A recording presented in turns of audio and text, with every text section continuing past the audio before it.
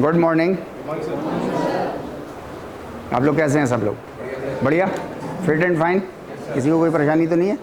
Right. मुझे थोड़ी सी परेशानी है, मेरी थोड़ी तबीयत ख़राब है। जब मुझे लगेगा कि मैं बैठ के पढ़ाऊँ अब, तो मैं बैठ के पढ़ा लूँगा, इसलिए मैंने एक एक्स्ट्रा वो मंगा लिया है अपने लिए। ठीक है, ये रिवॉल्विंग है, कभी आपकी तरफ हो जाऊँगा, कभी मैं स्क्रीन की तरफ हो जाऊँगा। राइट।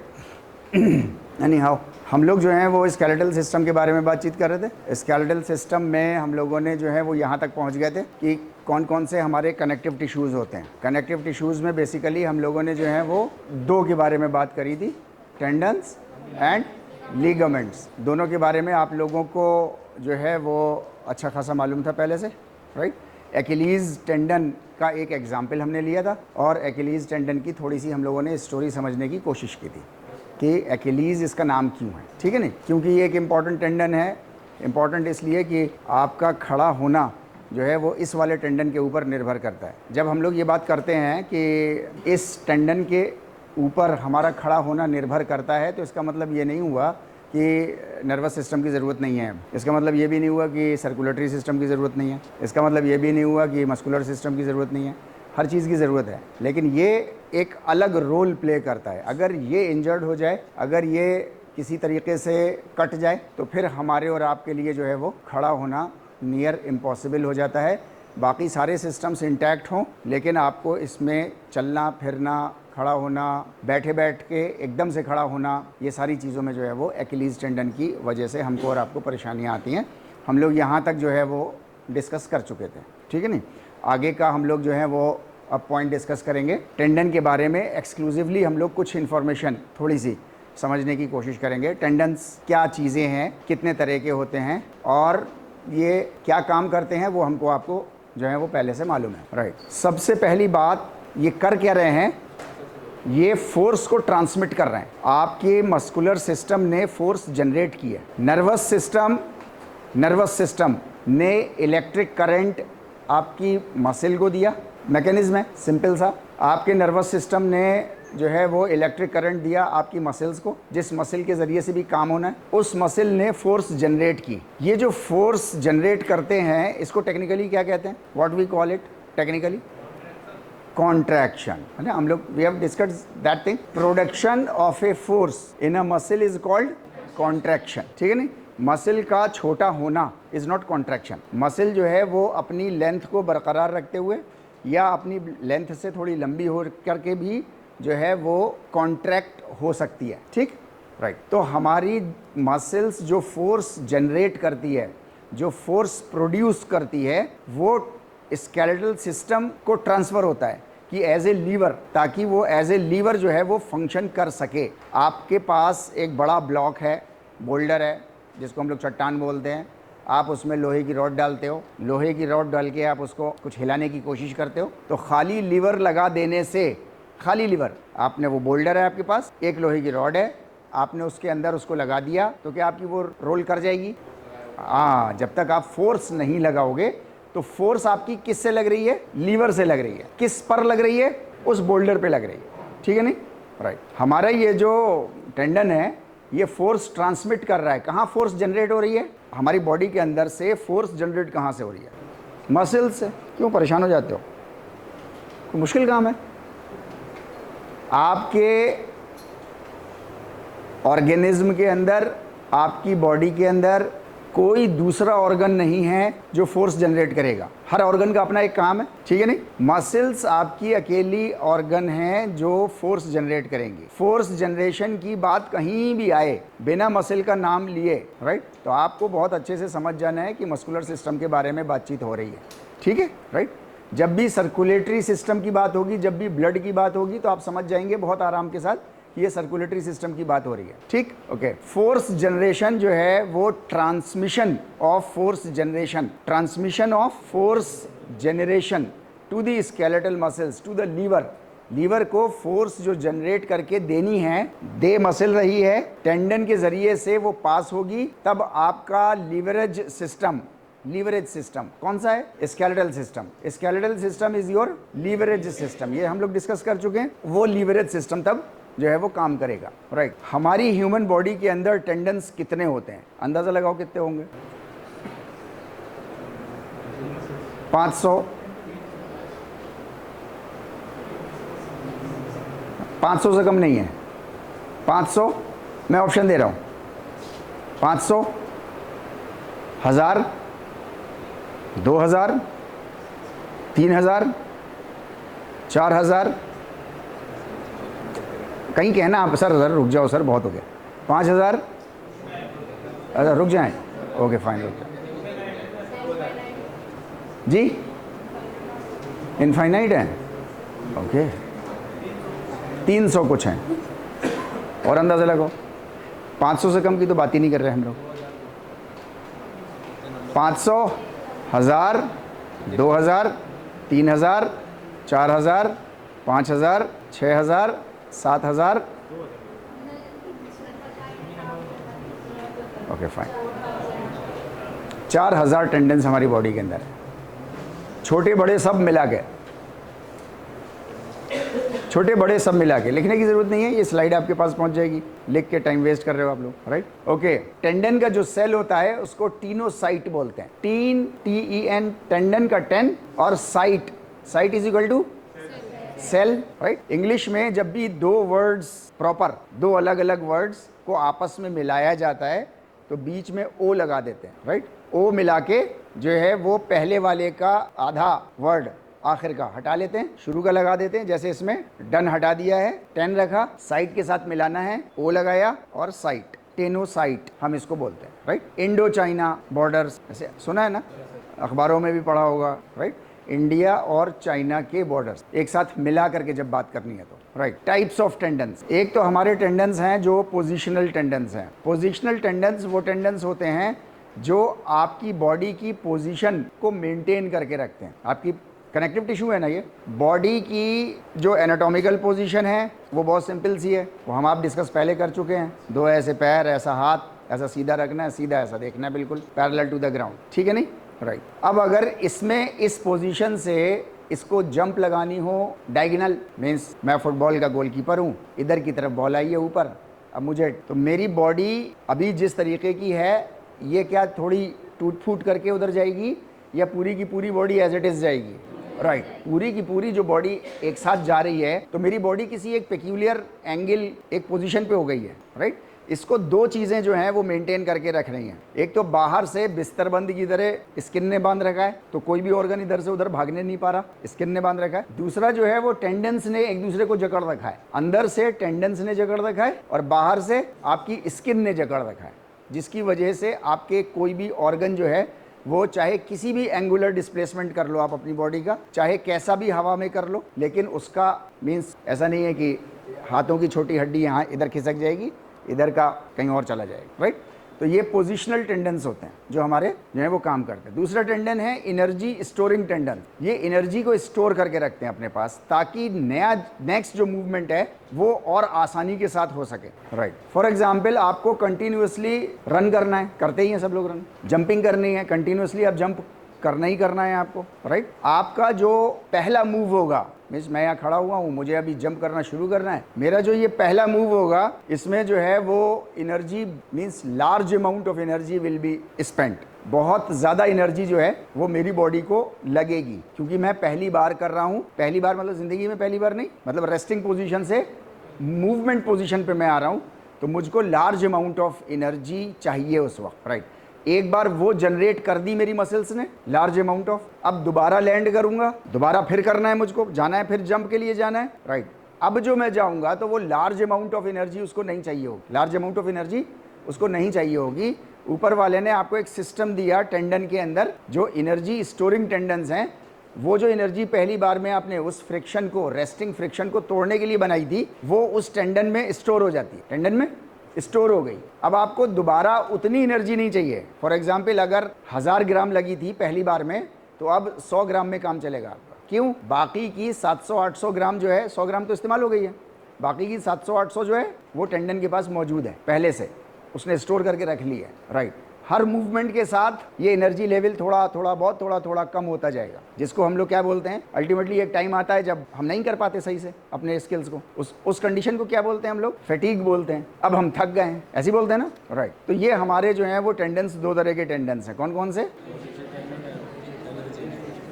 एक तो पोजिशनल है, दूसरा एनर्जी स्टोरिंग टेंडेंस है हमारे पास, राइट। सबसे बड़ा टेंडन कौन सा होगा आपकी बॉडी में? सबसे लार्ज टेंडन कौन सा होगा? सर से लेके पैर तक छू के देख लो, एक्हिलीज, राइट। एक्हिलीज जो है वो आपका सबसे बड़ा टेंडन है। ये वो पॉइंट्स हैं जो मीन्स आपके कॉम्पिटिशन्स में कहीं ना कहीं किसी ना किसी फॉर्म में आप लोगों से पूछे जा सकते हैं और या पूछे गए हैं इससे पहले, राइट, राइट। लीगामेंट्स 900 से ज़्यादा लीगामेंट्स हैं, राइट। टेंडन 4000, लीगामेंट्स जो हैं वो 1000 भी नहीं। ऐसा क्यों?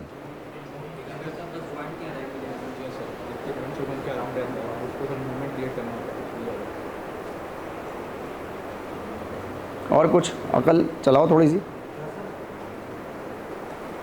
लिगामेंट्स आपके 1000 भी नहीं और टेंडन्स आपके जो हैं वो you have got 4000 tendons.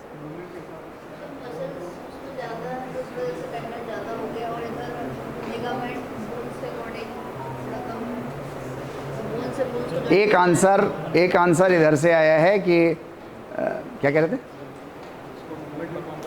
Movements perform करने होते हैं, इस वजह से जो है वो टेंडन्स की मात्रा जो है वो ज़्यादा है। उनको पोजीशनल स्टेटस भी अपना मेंटेन करना होता है बॉडी का, प्लस उनको एनर्जी भी मेंटेन करके रखनी होती है, इस वजह से उनका जो है वो नंबर ज़्यादा है। ये कह रही हैं कि टेंडन्स जो हैं वो चूँकि मस्कुलर सिस्टम से ज़्यादा रिलेटेड है, आधे मस्कुलर सिस्टम से, आधे स्केलेटल सिस्टम से, राइट। लिगामेंट्स जो हैं वो सिर्फ दो बोन्स को आपस में जोड़ते हैं और जॉइंट जो हैं वो हमारी बॉडी के अंदर, ऐसा ये बोल रही हैं, ऐसा बोला नहीं है इन्होंने, लेकिन मतलब यही है इनका कि जॉइंट्स जो हैं वो हमारी बॉडी के अंदर कम है। जितने भी जॉइंट्स हैं जहाँ पर दो हड्डियाँ आपस में मिलती है उसी को जॉइंट बोलते हैं, राइट।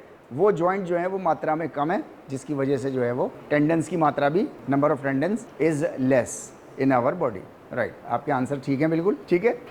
एक बैंड होता है, फाइबर होता है, फाइबरस बैंड होता है, राइट। ज़्यादातर जो है वो वाइट कलर का होता है, ज़्यादातर वाइट कलर का होता है। कुछ लिगामेंट्स जो हैं वो येलो कलर के भी होते हैं। जब हम लोग लाइव जो है वो देखेंगे तब हम लोग उसमें देखेंगे वाइट टेंडन भी दिखाई देगा आपको और आपको येलो भी दिखाई देगा। अभी हम लोग थ्योरेटिकली हम लोग पढ़ लेते। यहाँ पर एक हम लोग एडिशनल इन्फॉर्मेशन अपनी हम लोग एक जोड़ लें अपने साथ। आम तौर से all over, specially all over India, physical educators को ये जानकारी रहती है कि लिगामेंट उसको बोलते हैं जो दो हड्डियों को आपस में जोड़ता है। मैं फिर से अपना स्टेटमेंट दोहराए दे रहा हूँ। ऑल ओवर इंडिया स्पेशली जो है वो इस बात की इंफॉर्मेशन स्टूडेंट्स को रहती है कि दो हड्डियों को आपस में जो बैंड जोड़ता है उसको लिगामेंट बोलते हैं, which is not completely true, which is not completely true. आपकी बॉडी में कुछ और सॉफ्ट ऑर्गन्स भी हैं जिनको लिगामेंट आपस में बांध के रखता है। आपको लार्ज मस्कुलर एक्टिविटीज करनी होती हैं,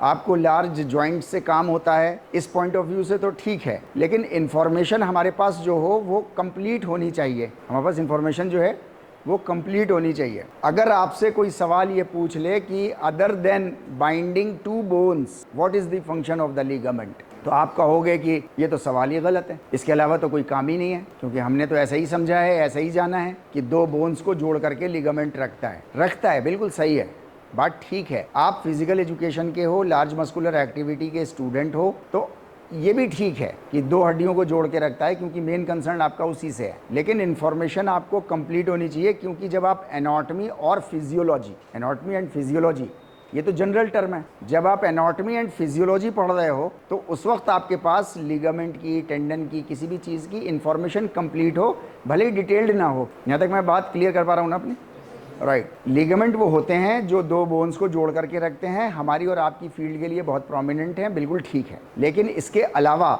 हमारे स्पेशली डाइजेस्टिव सिस्टम के जो ऑर्गन्स हैं, सॉफ्ट ऑर्गन्स ज़्यादातर यहीं मौजूद हैं हमारे सारे, इसी एरिया में ज़्यादातर। सॉफ्ट ये भी है, इसके अंदर जो है सॉफ्ट यहाँ भी है, राइट, लेकिन यहाँ पर सबसे ज़्यादा है, ठीक।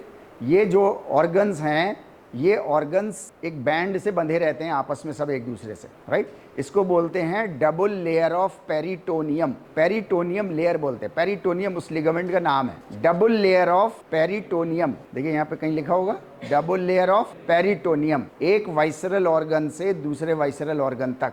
एक तो ये काम करता है आपकी बोन्स को सपोर्ट करने के अलावा, बांधने के अलावा, आपके पेट के जो वाइसरल ऑर्गन्स हैं उनको सबको बांध के रखता है आपस। बात क्लियर है? कोई कंफ्यूजन तो नहीं होगा? ठीक, ओके। ये इस तरीके से जो है वो आपका लिगामेंट से ऐसे करके ये बंधे रहते हैं सब आपस में येलो येलो जितने भी दिखाई दे रहे हैं आपको, ये सारे जितने भी डर्टी फेलोज हैं, ये सब डबल लेयर ऑफ पेरिटोनियम है, ठीक है नहीं, राइट। दूसरा जो है वो माँ के पेट के अंदर बच्चा जो है वो एक नाल से बंधा हुआ है, एक ट्यूब से बंधा हुआ है। That tube is also a ligament. That tube is not muscular, that tube is not khal, that tube is that fibrous band which is holding your two bones or which is holding your visceral organs in your पेट। ये वही organ है, right? इसको हम लोग क्या बोलते हैं? गर्भनाल, umbilical cord, ठीक है, right? ये जो अम्बिलिकल कॉर्ड है ये भी आपका लिगामेंट है। तो मैं आपसे कह रहा था कि हमारे पास इंफॉर्मेशन कंप्लीट होनी चाहिए।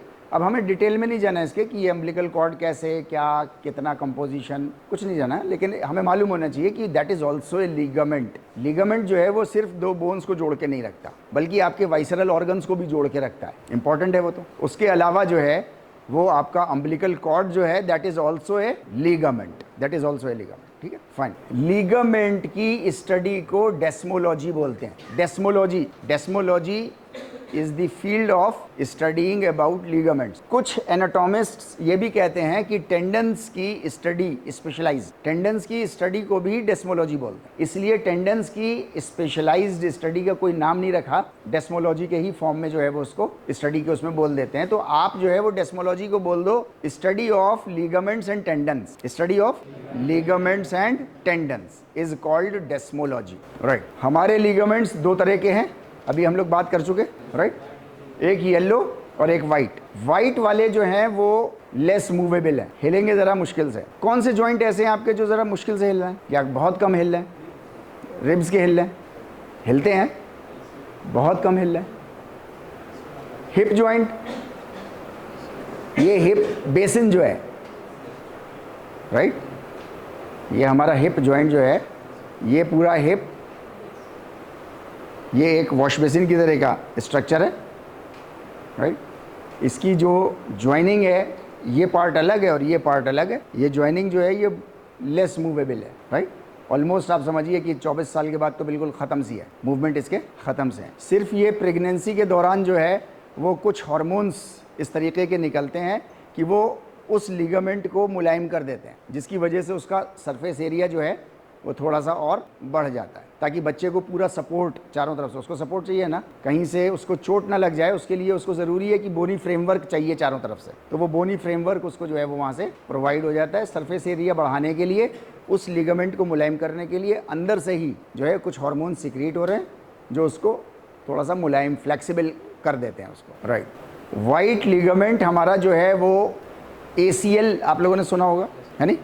ACL कहते हैं एंटीरियर क्रूशिएट लिगामेंट। इसको लिख लीजिए आप लोग चाहें तो, एंटीरियर वैसे लिखा हुआ है ना, एंटीरियर क्रूशिएट लिगामेंट। ये आपके घुटने में डायगोनल, सामने से साइड की तरफ आपका होता है, बहुत ही इंपॉर्टेंट होता है। आपकी बॉडी स्पोर्ट्स मूवमेंट्स में अचानक ट्विस्ट कर जाती है। पैर हवा में है, अभी लैंड किया, साथ साथ लैंड के साथ साथ ही ट्विस्ट भी कर गई, राइट। इस लिगामेंट का काम है कि दोनों हड्डियों को मेंटेन करके रखना। अब उस लिगामेंट के ऊपर जो है वो एक्स्ट्रा ऑर्डिनरी जोर पड़ जाता है, जिसकी वजह से ACL में चोट लग जाती है, ACL टीयर हो जाते हैं। खास करके फुटबॉल, रग्बी, हॉकी, इस तरीके के जो गेम्स होते हैं जिसमें पैर को हवा में जा करके और एकदम से ट्विस्ट होना है, राइट। तो इसमें जो है वो आपको ACL is a white ligament, right. Yellow ligament जो है वो थोड़ा मुलायम होता है, हार्ड होता है बहुत ज़्यादा, वो हम लोग देखेंगे जब हम लाइव उस पर आएंगे। वाइट को भी देखेंगे तो वाइट आपको बहुत टफ दिखेगा, आसानी से मुड़ेगा नहीं आपसे, और येलो वाला जो है वो आपसे ज़्यादा आसानी के साथ जो है वो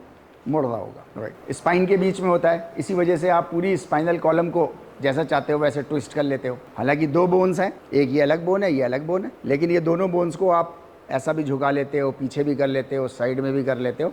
अगर यहाँ पे वाइट लगे होते तो फिर आप इतनी आसानी से नहीं कर पाते और चोट ज़्यादा लगती है, है नहीं। अभी आपको मूवमेंट्स फिर उतना फ्रीक्वेंट नहीं हो पाता in your vertebral column, right. हमारी बॉडी में एक लिगामेंट है जो मसल के नाम पर है, मसल के नाम पर। शोल्डर की मसल हमारी, इसका नाम क्या है जी? डेल्टॉइड। डेल्टॉइड कहते हैं कुछ ट्रायंगुलर शेप का हो, कोई भी चीज़ ट्रायंगुलर हो और थोड़ा सा उठा हुआ हो, उसको बोलते हैं डेल्टा। ट्रेपीजियस जो है वो फ्लैट होती है, इस वजह से उसका नाम डेल्टॉइड नहीं है, राइट। थोड़ा सा उठा हुआ हो, ऐसा करके, फ्लैट ना हो, थोड़ा उठा हुआ हो, और ट्रायंगुलर शेप का हो। हमारी ये मसल जो है जिसको हम शोल्डर मसल बोलते हैं, एक इसका पॉइंट यहाँ पर है, एक पॉइंट यहाँ सामने है और एक पॉइंट जो है वो हमारा पीछे है। तो ये ट्रायंगुलर है और ये ऊपर उठी हुई है, थोड़ी सी ऐसा शेप की है। That's why it is termed as deltoid, right. Deltoid एक हमारे पास जो है वो लिगामेंट भी है। डेल्टॉइड लिगामेंट आपके एंकल में इस तरीके का एक लिगामेंट है, अक्सर इसमें चोट लगती रहती है, पैर मुड़ जाता है, राइट। अंदर की तरफ है, इसमें अक्सर इस डेल्टॉइड लिगामेंट में अक्सर चोट लगती रहती है। ये हमारा वो स्ट्रक्चर है, पैर है पूरा हमारा, पैर की हड्डियाँ सारी, ये हमारा वो लिगामेंट, ऊपर की ये बोन जिसको हम लोग शिन बोन बोलते हैं, आमतौर से शिन बोन बोलते हैं, वाइट लिगामेंट है, राइट। इसको हम शिन बोन बोलते हैं आमतौर से, अक्सर जो है वो रनर्स बोन भी बोली जाती है। ये जब आप ज़्यादा किसी पक्के सरफेस पे आप ज़्यादा दिनों तक दौड़ लें या ओवरवेट हैं और दौड़ लें, चाहे मुलायम पे दौड़ें, राइट, तो आपके जो है वो शिन पेन हो जाता है। तो ये शिन बोन जिसको हम टीबिया भी बोलते हैं, जब हम लोग बोन के नाम पे आएंगे तो हम लोग इसको समझने की कोशिश करेंगे, राइट। तो ये ऊपर से हमारी जो टीबिया बोन है, it is connected with the calcaneus bone, this is heel bone, इससे और दूसरी बोन से जुड़े हुए। तो ये टेंडन डेल्टॉइड लिगामेंट के नाम से वो लिगामेंट है हमारा जो जोड़ के रखे हुए हैं। कंपटीशन में एक सवाल आया था, इसलिए मैंने इसको यहाँ लिख लिया है, राइट, करीब अब से 12-13 साल पहले, कि कौन सा लिगामेंट मसल के नाम पर है। तो एक जनरल इन्फॉर्मेशन आपको एक्स्ट्रा आप लोग याद रखना चाहें तो रख लीजिएगा, नहीं रखना चाहें कोई बात नहीं, राइट। राइट, तो हमारे पास 3 लिगामेंट्स हो गए ना, एक तो वो जो वाइसरल को जोड़ते हैं, एक और कौन सा, एक वो जो अम्बिलिकल कॉर्ड है, और एक और जो बोन्स को जोड़ते हैं, राइट, जो बोन टू बोन लिगामेंट को जोड़ते हैं। आप अगर कहीं एग्जाम्पल दीजिएगा, कुछ करिएगा, तो आप वहाँ पर बताइएगा कि कौन से लिगामेंट के बारे में आप बात कर रहे हैं, ठीक है नहीं। भले ही आप बोन टू बोन के बारे में बात करिएगा, लेकिन कहीं पे जब आप बोलना शुरू करें तो शुरू में एक हल्का सा आधा स्टेटमेंट मेंशन कर दीजिएगा, बाकी बाद में कभी मत करिएगा, पूरा आंसर में मत करिएगा, 5-6 पेज 10 पेज, लेकिन शुरू में एक बार ज़रूर उसको बोल दीजिए which type of ligament you are talking about, ठीक है नहीं, राइट। फैसिया, स्किन के जस्ट नीचे एक सेकंड स्किन, ये डायरेक्टली हमारे जो है वो स्केलेटल सिस्टम से अटैच्ड है। कनेक्टिव टिश्यूज़ की हम लोग बात कर रहे हैं, याद रखिएगा, हम लोग बात कर रहे हैं कनेक्टिव टिश्यूज़ की। कनेक्टिव टिश्यूज़ में लिगामेंट है, टेंडन है और फैशिया है, राइट। स्किन के अंदर एक और स्किन जो कि अटैच्ड है आपके बोन से, आपके स्केलेटल सिस्टम से, राइट। आप जब भी ज़रा सा अपनी कैपेसिटी से थोड़ा सा ज़्यादा, जब आप फिज़िकल वर्कआउट करते हो अपनी कैपेसिटी से, जब थोड़ा ज़्यादा स्पेसिफिक वर्कआउट करते हो, तो दूसरे दिन सुबह को जब आप उठते हो सो करके, तो आपको एक अंदर से खिंचाव सा महसूस होता है, या जब आप खींचते हो बॉडी को तो उस वक्त जिसको कहते हैं मतलब फील होता है, एक मज़ा सा आता है उसको खींचने में, और बार बार उसको डिफरेंट एंगल से थोड़ा सा वो करते हैं। वो फैशिया होता है जिसको आप असल में खींच रहे होते हैं, वो मसल्स नहीं होती। मसल्स तक ऊपर वाले ने आपकी मसल्स को बहुत सेफ करके रखा हुआ है। आपने जो एक्स्ट्रा वर्कआउट किया है उसका लोड मसल्स पे तो बहुत बाद में जाएगा, पहले सारा लोड जो है वो फैशिया अपने पास ही कंट्रोल कर लेगा, स्टोर कर लेगा। क्यों कर लेगा ऐसा? मसल्स ताकि आपकी ओवर यूज ना होने पाए, राइट। मसल्स आपकी ओवर यूज होकर के चोट ना लग जाए उनको, ताकि आपके और मूवमेंट्स, दिन भर के भी तो मूवमेंट्स है ना, अभी तो सिर्फ ट्रेनिंग ही एक इंसान की थोड़ी होती है। दिन भर के मूवमेंट्स जो हैं, जितने भी मूवमेंट्स आप करो वो सब प्रिसीशन के साथ करो, एक्यूरेसी के साथ करते रहो। अगर आपकी मसल्स ओवर स्ट्रेस्ड होंगी तो आपके मूवमेंट्स में एक्यूरेसी कंप्रोमाइज हो जाएगी, रहेगी तो, लेकिन हाथ यहाँ की जगह फिर इधर चला जाएगा, थोड़ा इधर चला जाएगा, पता नहीं क्या नुकसान हो, डोंट नो। लेकिन ये कि उसने प्रिजर्व करके रखा हुआ है। सारा स्ट्रेस जितना भी है वो सारा का सारा आपका जो है वो फैशिया में स्टोर्ड है, जितना भी आपने ओवर वर्कआउट किया है सब। ज़्यादा कर लेंगे आप तो फिर जब उसकी कैपेसिटी फैशिया की ख़त्म हो जाएगी तो फिर वो मसल्स को दे देगी। मसल्स की भी ख़त्म हो जाएगी तो कहाँ जाएगी? टेंडेंस पे जाएगी।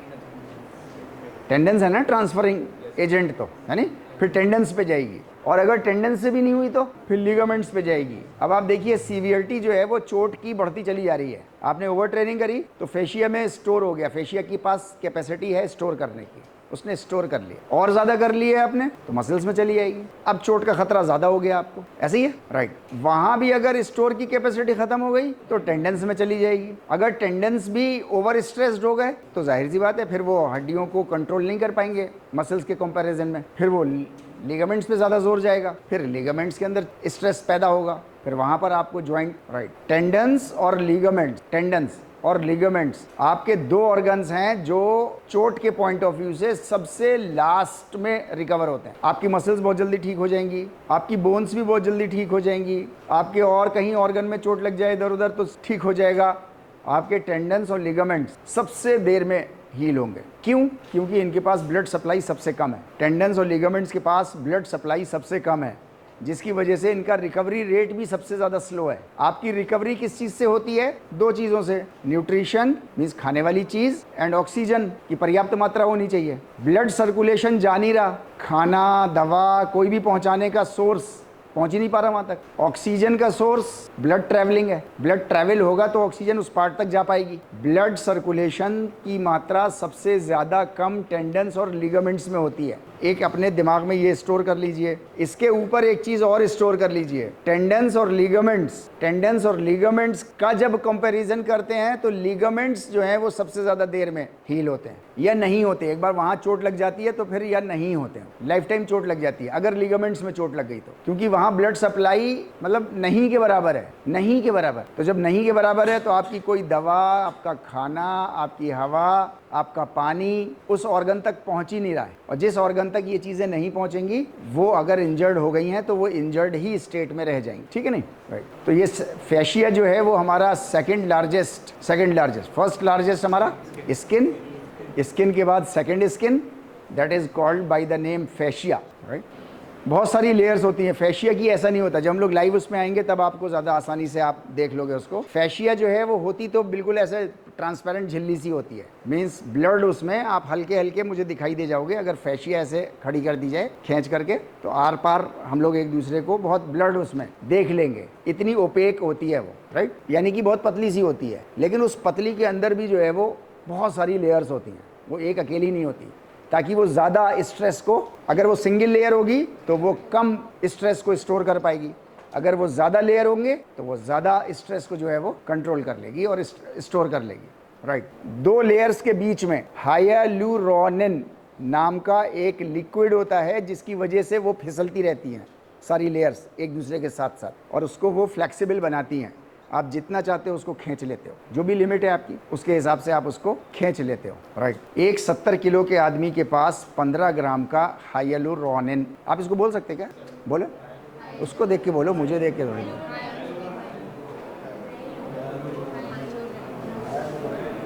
हाइयालुरोनिन,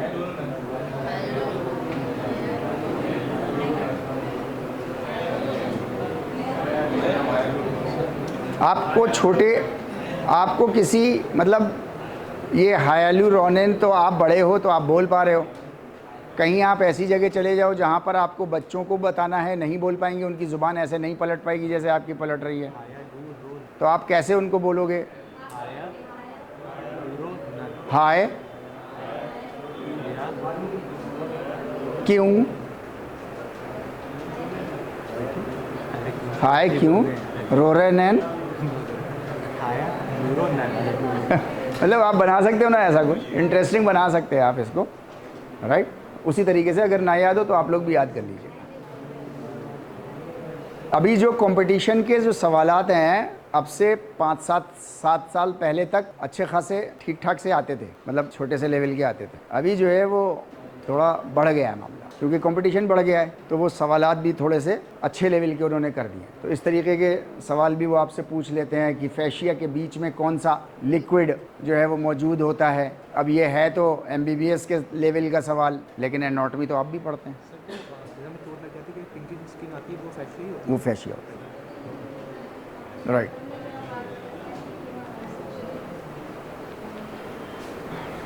ठीक है, आ जाइए लौट के 5-7 मिनट में, फिर हम लोग बात करते हैं। जाइए टहलिए, आइए बाहर।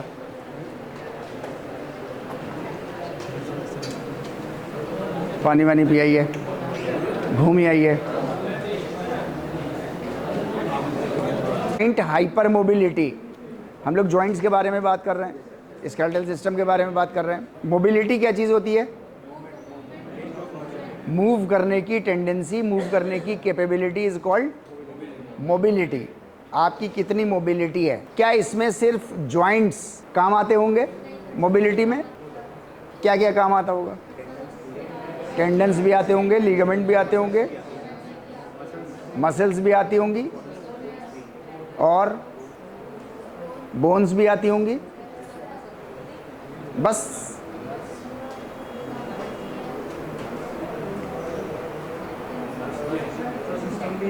सर्कुलेटरी सिस्टम नहीं आएगा, नर्वस सिस्टम, फिर सारे ही सिस्टम काम आते हैं एक दूसरे में। सब कुछ डायरेक्टली काम आ रहे होंगे, कुछ आपके इनडायरेक्टली या सप्लीमेंट्री आ रहे होंगे, लेकिन आते सारे ही सिस्टम है। हर ऑर्गेनिज्म एक सिंगल यूनिट है, ठीक है नहीं?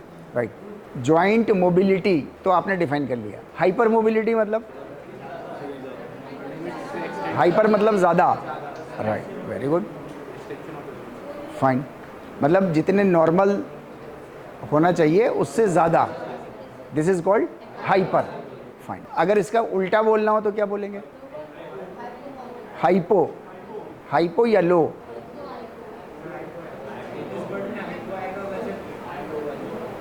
राइट, है ना? हाइपर का उल्टा लो नहीं है, हाइपर का उल्टा हाइपो है, ठीक है नहीं? तो आपको ऐसे सवाल हो सकता है ना? आपको लो भी दे दे, हाइपो भी दे दे, दोनों साथ साथ दे दे। 4 में से 2 तो आपने आउटराइटली मना कर दिए, नहीं हो सकते। 2 जो हैं इसमें फंस जाते हैं हम। तो इसमें जो है वो, अगर आपको वो पता है हाइपर का क्या होता है दोनों ही हैं, दोनों ही ठीक हैं, लेकिन इस वक्त इस सवाल में क्या सही है ना? तो वो चीज़ जो है वो इम्पॉर्टेंट है हमें आपको समझने के लिए।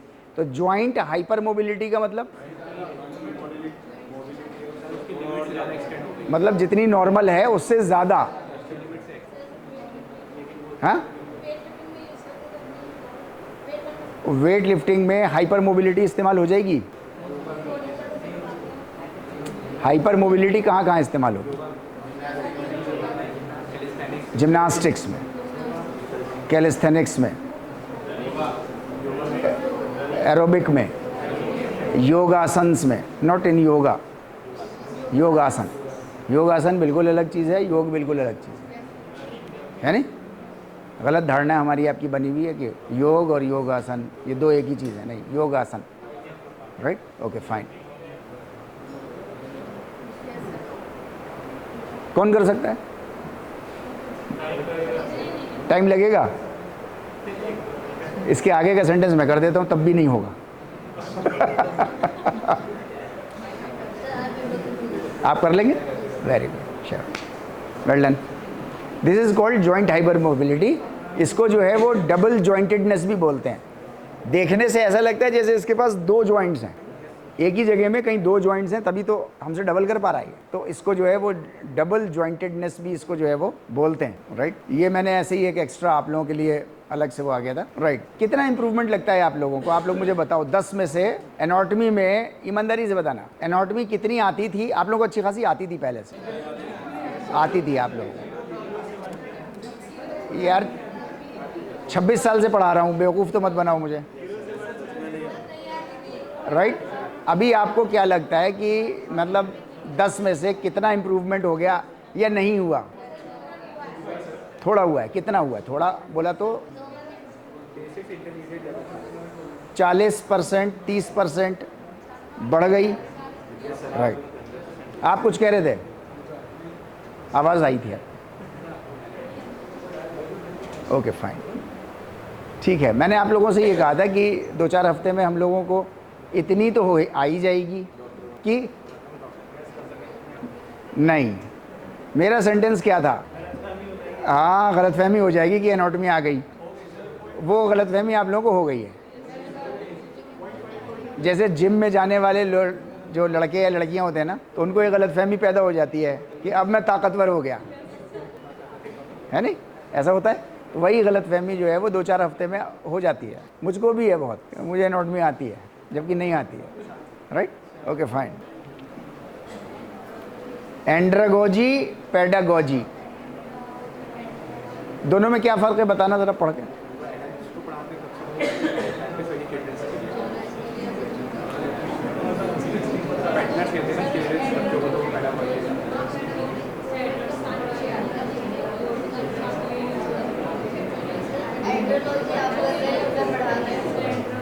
अभी ये जो हो रहा है ये क्या हो रहा है? एंड्रागोजी हो रहा है। और पेडागोजी बच्चों को पढ़ा रहे हैं। तो कहते हैं, सभी कहते हैं बीपीएड के बच्चे।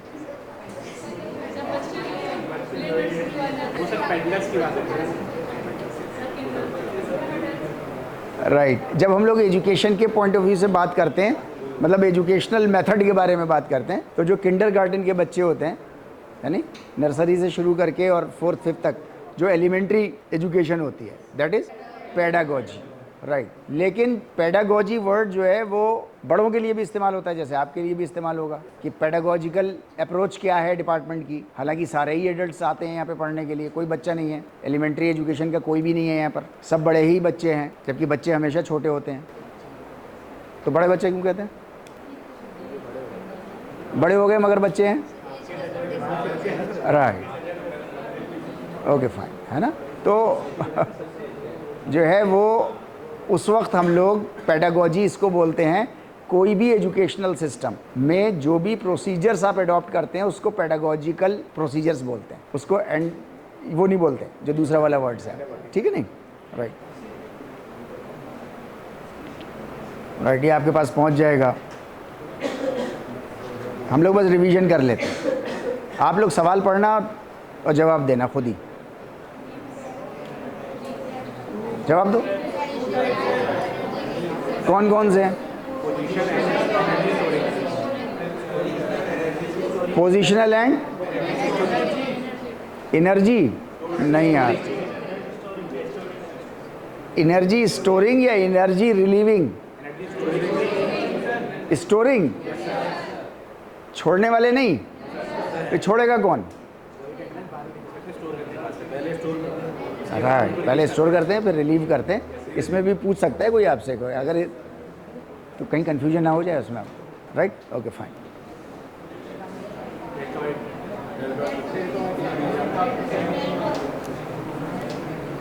कौन सा लिगामेंट हमारा मसल के नाम पर है? डेल्टॉइड। वेरी गुड यार, आप लोगों को तो खूब सारी आती है।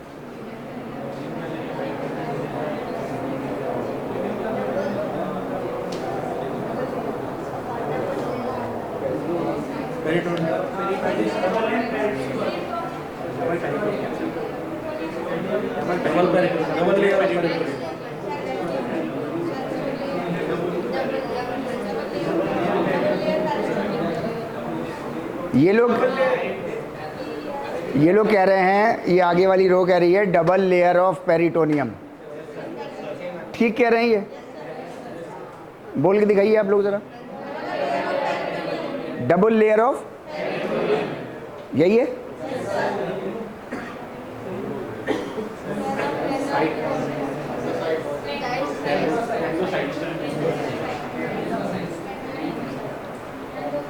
टेनोसाइट, कंफर्म्ड, ठीक।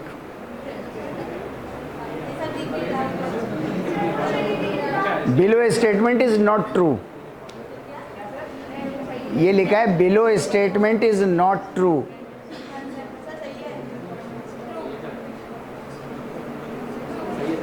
पढ़ लो आराम से।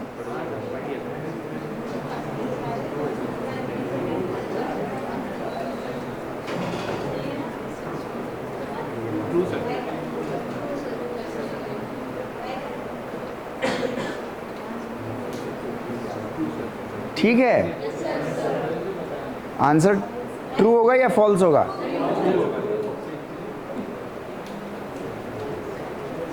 आंखें खोल लो, थक जाते हैं हम लोग, एक्यूरेसी ख़राब हो जाती है। सुबह 6 बजे से भाग भाग भाग भाग भाग भाग।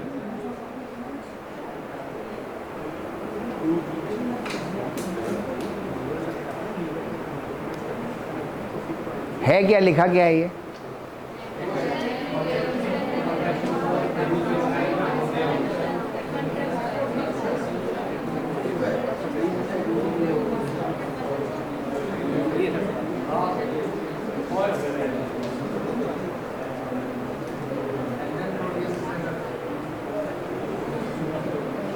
दिमाग की खिड़की सीधे सीधे खुले तो क्या फायदा?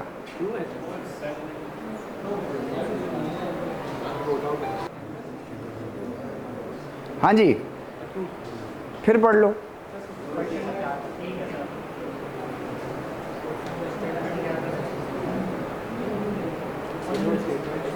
मैं सवाल कुछ और पूछ रहा हूँ, आप लोग जवाब कुछ और दे रहे हो। Below statement is not true. पलट गए फौरन।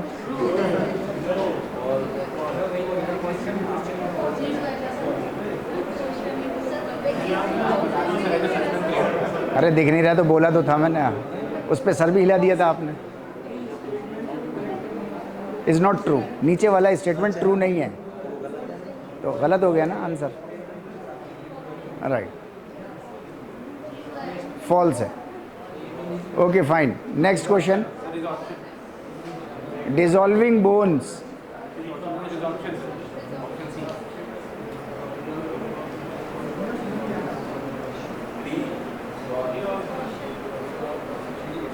रिजॉर्प्शन। सब लोग रिजॉर्प्शन कह रहे हैं? नहीं, कोई दूसरा आंसर भी होता है, फिर से गौर से पढ़ लो।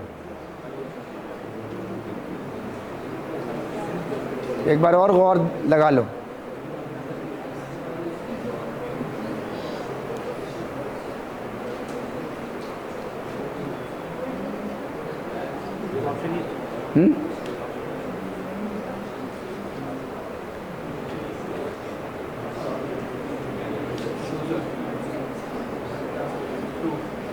Periosteum actively participates in bone growth and repair. True? Yes, sir.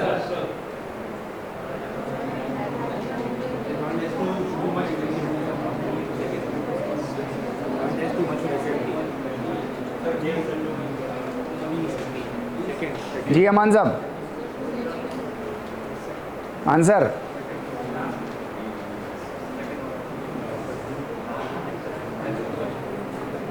जो जितना पीछे बैठा होता है उसको देर में दिखाई देता है, देर में आंसर आता है। Right, too much flexibility, fine.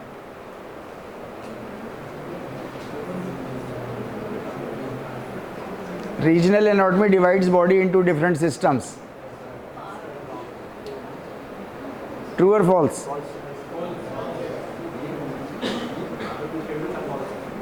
दोनों स्टेटमेंट्स फॉल्स हैं या दोनों स्टेटमेंट्स ट्रू हैं? लड़कियां division. Regional anatomy divides into different systems and systemic anatomy divides body into different regions.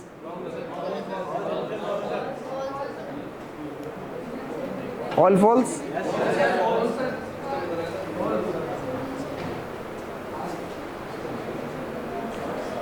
Periosteum provides root for Nerve supply.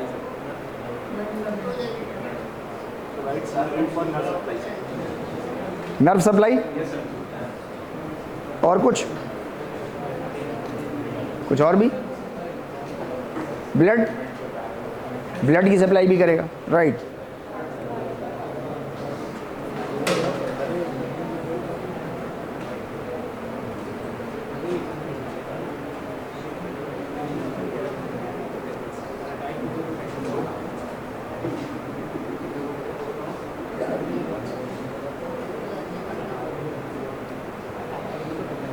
पेरिस्टियम के fibres गुथे हुए होते हैं आपस में विद दोज ऑफ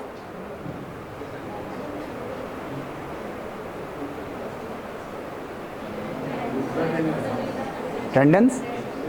पेरिस्टियम से जो जुड़ेगा ना, पेरिस्टियम से तो जुड़ेगा ना tendons. Okay fine, attach to the ligament.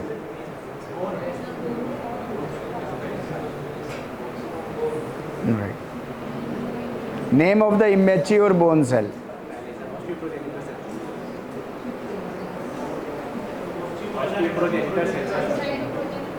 ऑस्टियोप्रोजेनिटर या ऑस्टियोब्लास्ट या ऑस्टियोक्लास्ट या ऑस्टियो कौन सा? राइट.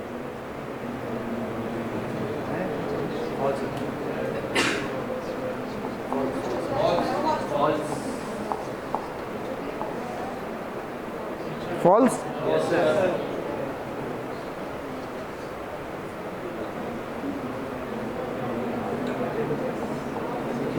आप कुर्सी इधर कर लो, काय को है डांस कर हैं. 4000.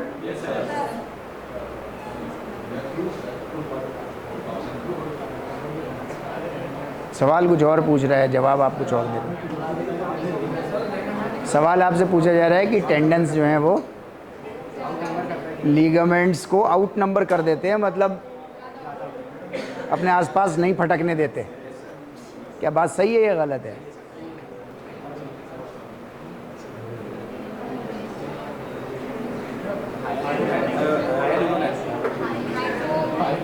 इसे बोल के दिखाओ. निधि रानी जरा बोल के दिखाना इसे. खड़ा हो जा, खड़ा हो जा, खड़ा हो जा. आ जा इधर, आ जा, आओ इधर आओ, यहाँ आओ. आज तुमसे ही मज़े ले लें. खड़ा हो जाओ भाई. इसको सब लोग पुकारो निधि रानी. मैंने बोला था निधि रानी बताओ, ये बोलना शुरू कर दिया इसने. नहीं सर, ये नहीं सुना था. अपने मतलब की तो कोई नहीं सुनता. जाओ बैठो. शाबाश.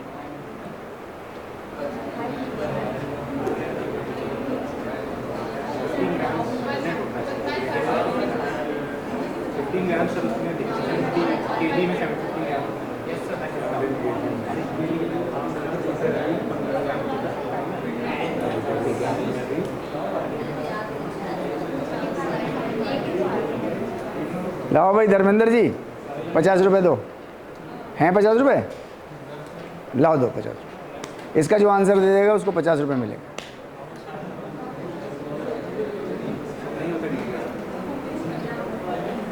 और जितने लोग गलत बोलते जाएं वो 10-10 मेरे पास देते जाए.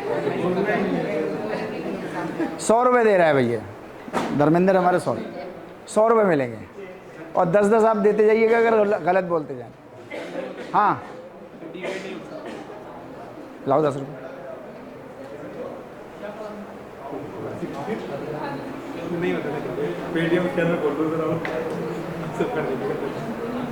अरे यार 100 रुपये का सवाल है भाई. लो 500 ले लो. नहीं होता. नहीं 10 ही 10, 10 ही 10, 10 ही 10. नहीं यार, आप लोगों को 100 रुपये कमाने की ललक नहीं है. हम तो अपने टीचर से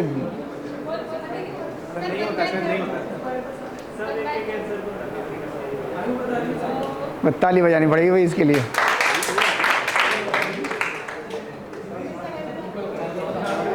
आपने स्लाइड गौर से नहीं पढ़ी. आपने स्लाइड गौर से नहीं पढ़ी थी. जहाँ पर 15 ग्राम था वहीं पे 1/3 भी था.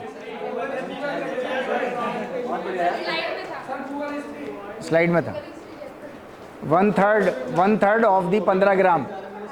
1/3 of the 15 gram of hyaluronan is daily synthesize, daily degraded. 1/3 of the 15 gram. अब 15 ग्राम नहीं, 1/3 of 15 gram. 1/3 of 15 gram is another thing और 15 ग्राम इज अनदर थिंग, है नहीं? राइट.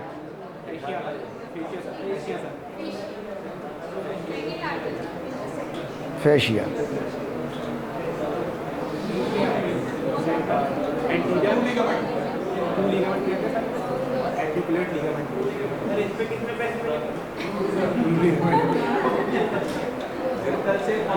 अब ये भी दिमाग का एक खिड़की ये भी खुली. Bone to bone ligament is also called as